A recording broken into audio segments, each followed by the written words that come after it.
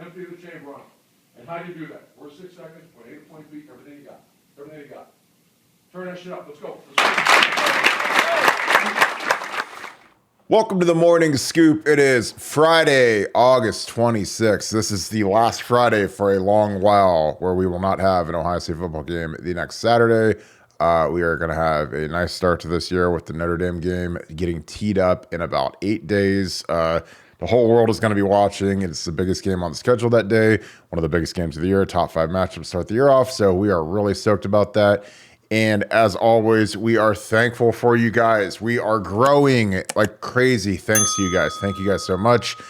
Please like this content. It does a huge difference for us. We're on the YouTube algorithm. Comment. What are you most excited about for the 2022 Ohio State Buckeyes? Is it C.J. Stroud winning the Heisman, potentially winning a national championship, the Jim Knowles defense? There's a million different things. What are you most excited about the 2022 Buckeyes? With that being said, thank you guys as always. Going to bring in my friend Nevadabuck. Nevada, how are you? Doing great. A week to go, or a little bit over a week to go before the Notre Dame game, and can't wait. We got some big college games this week. Just any college game is great, and get a chance to watch some college football, and then get ready for the big time next Saturday night. Yeah, it's interesting. The NFL preseason is wrapping up. We have week 0, which is almost like a slate of preseason college games because none of them are super significant. But it's nice to have football on the screen, live football on the screen. I think people are going to be glued to the TV. That Northwestern game, being in Ireland against Nebraska, 12:30 Eastern kickoff. That'll be really exciting. What are your thoughts on the week 0 games? Just real quick, real briefly. Obviously, that Big Ten tilt is probably easily the highlight of the day. But what are your thoughts on it? Maybe start off with that game. What do you think needs to happen? Scott Frost has a lot of heat on him right now. Northwestern is kind of up against it. What are your thoughts on that game, Nevada? Well, with Pat Fitzgerald going over there to Ireland, you got to like their chances at a game like that, and Northwestern's definitely a team that I actually think is going to be a little bit better than people think this year, and I'm looking for them to have a big effort and put a hurting on Nebraska, and but it's like you said, it's football. Any football is better than no football, and this weekend I'll probably watch 7 or 8 games, and just to have it back is just great. It's the best time of the year. You just know for the next 5-6 months we're gonna have nothing but football every weekend, and that pleases me. So I'm very, very happy about it. Yeah, it makes our life a lot better. To go to Ohio State, you had a great nugget today. It was on a new weapon in the offense. Explain that a little bit. As you're explaining that, I'm going to move us into the film room. I'm just going to run a little bit of film as you talk, a little bit of Rose Bowl film for the people on YouTube who can watch it.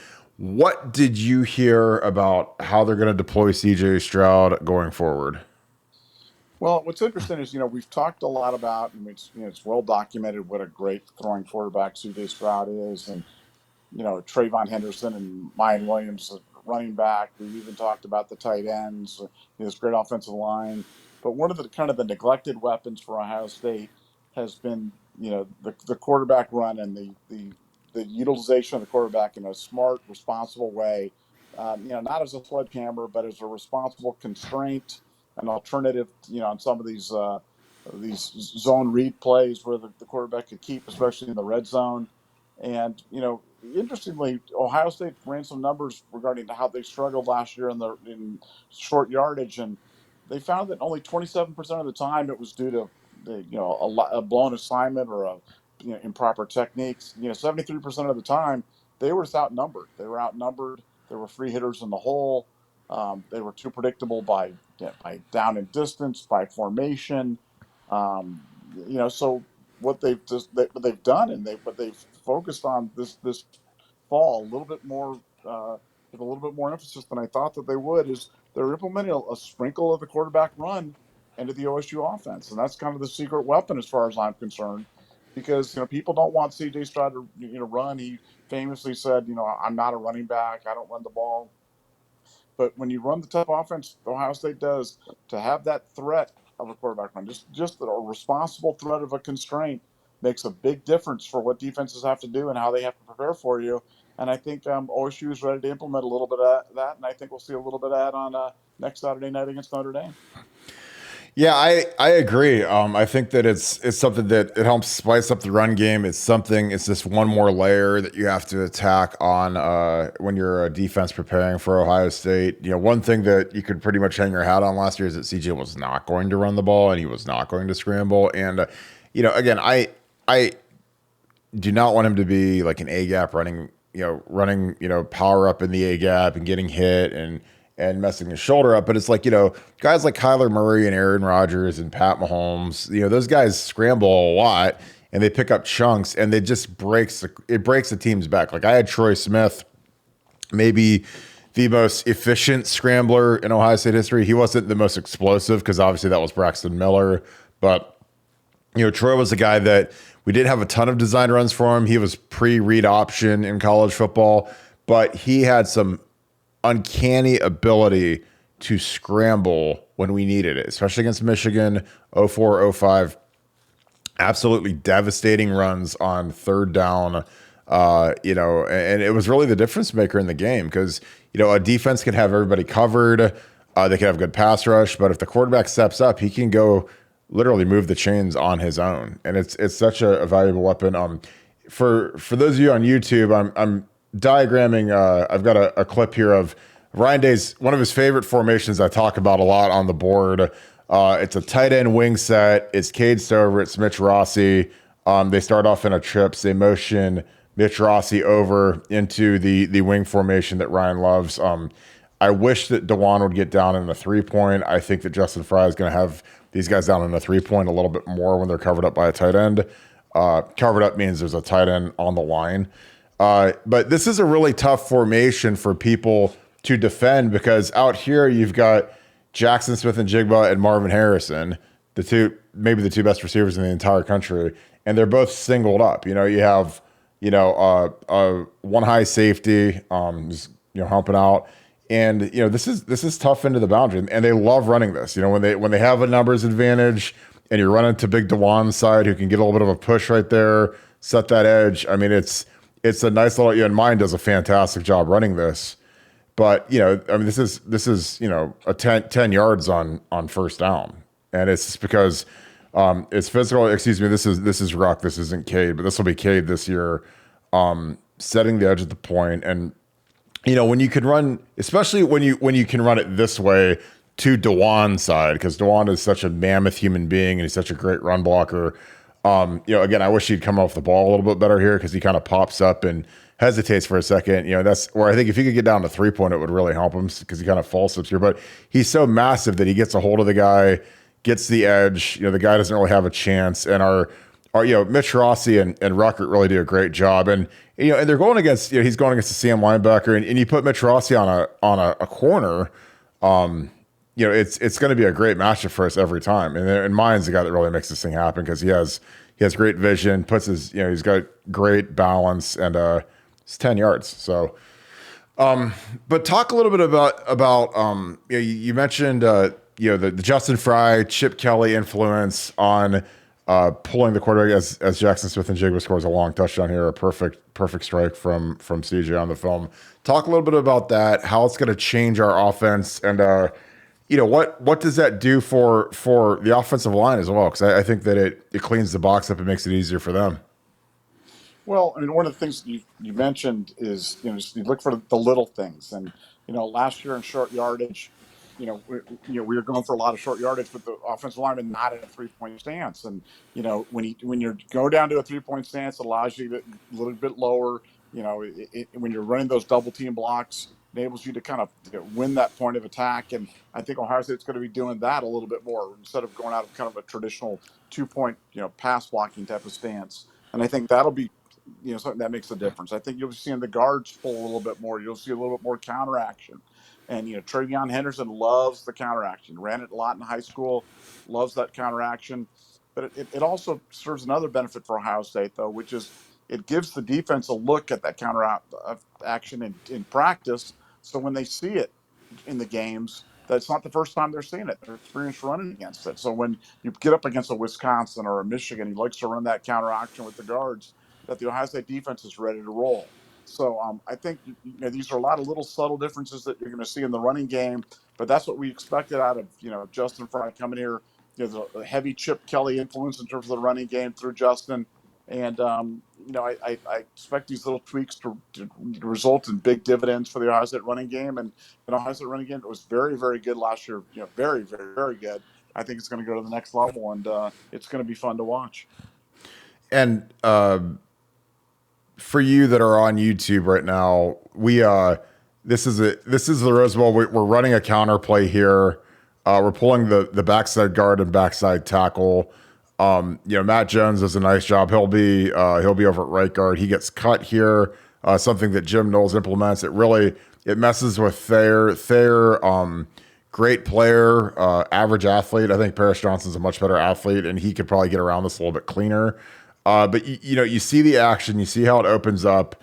Again, Mayan is maybe the most underrated player on the team. Tough kid. Obviously with Trey being a 5-star number 1 guy in the country, I think Mayan, people aren't as excited for him, but I think he's a fantastic running back. Really, really explosive. Really runs hard.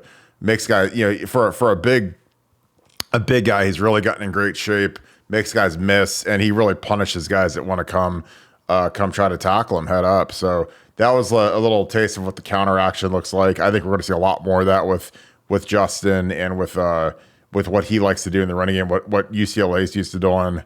But yeah, I think it's going to be fascinating to see how much influence Justin has on the running game, because he was the offensive coordinator at UCLA.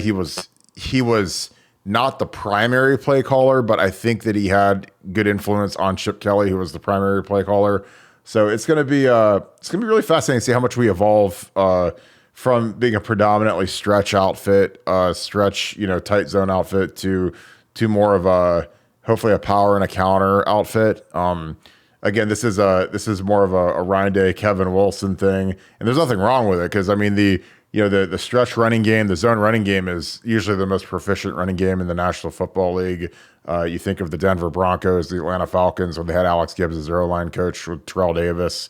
That's kind of what it's based off of. Adrian Peterson at Oklahoma, thousands of yards off of running the plays that we're running. So, and we ran for a ton of yards last year, but I think that, when guys can come off the ball on power and counter a little bit, I think that they get a little bit more excited. But our backs do a really good job in the scheme, and I'm really excited to see Trey Henderson, Nevada.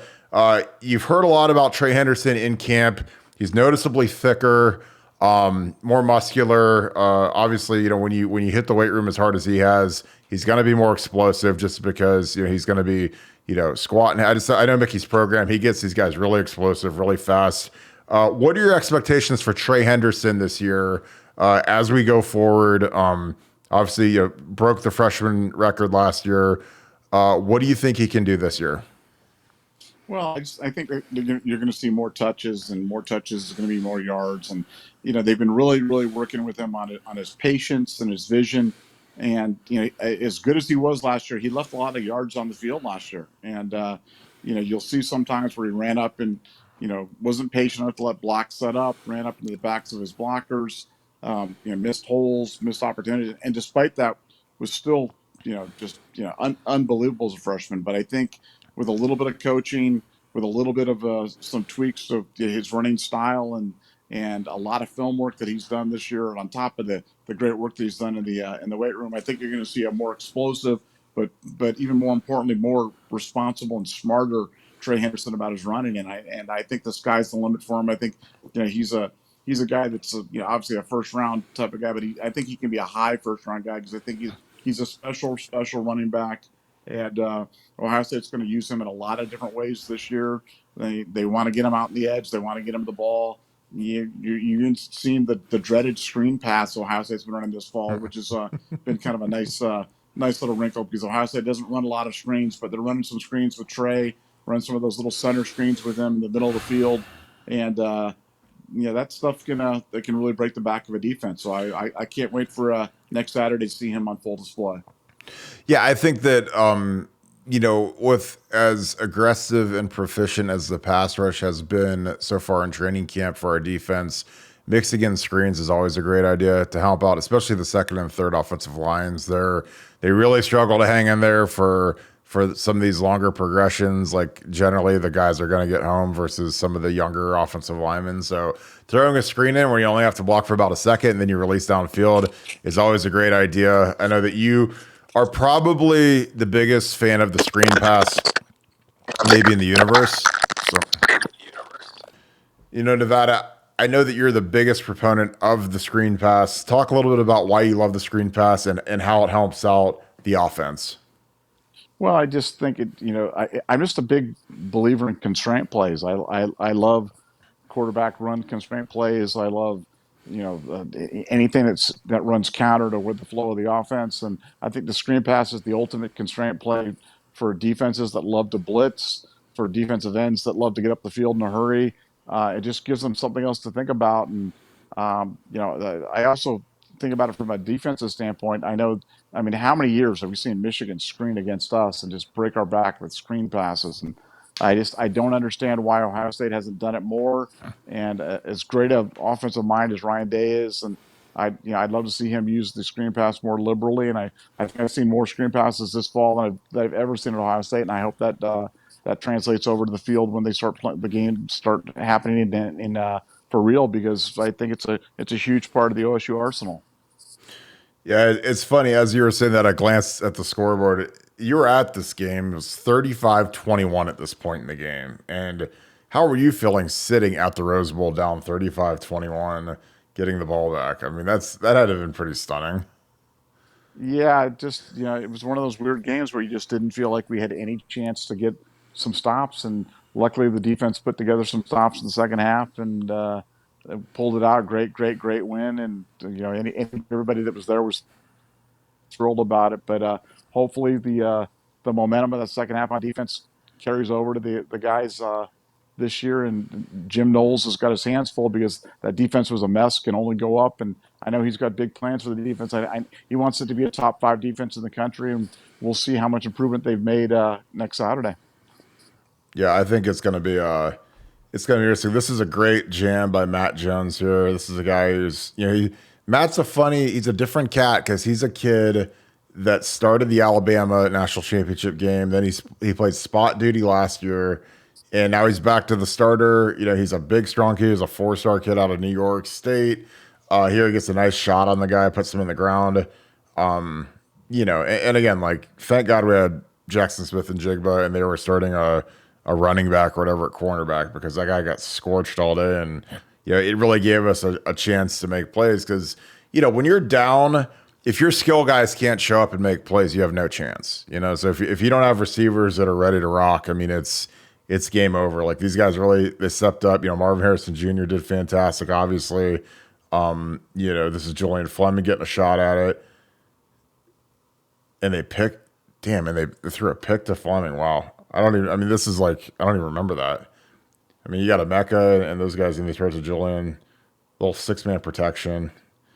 But yeah, it's going to be interesting. Like, the fun part about watching this Rose Bowl is everybody's back except for Thayer and Ruck. So it's kind of like watching a spring game type game. It's not like, when you watch the year before and there's 6 guys gone or whatever, because, with Garrett and Olave sitting out, these guys are playing real minutes right here. And, it was an interesting game, man. But I'm going to wrap this thing up. Nevada, any final words? The board was pretty on fire today. We had a lot of activity at the bank chat today. What else do people need to know about Buckeye Scoop as we start the official college football season? Well, it's a great place to hang out if you want to become a smarter Ohio State fan, if you want to know what's really going on inside the Woody Hayes, and you really want to kind of get yourself ready, whether it be from a gambling standpoint or just a fantasy football standpoint or just being a smarter fan standpoint. Buckeye Scoop's a great place to hang out. We'd love to have you be part of the Scoop family. Yeah, I love it, my man. So I'm going to wrap this thing up. Thank you, Nevada.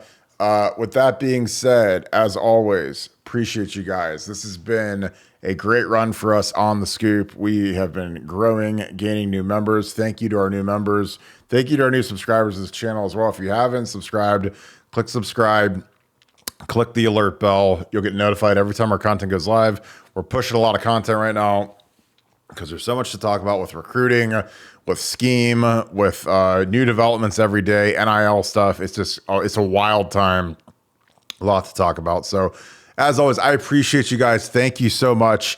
In the comments, what are you most excited about 2022 season? Notre Dame game, Michigan game, Iowa, CJ Stroud Heisman campaign, Jackson Smith and Jigba Blitnikoff campaign.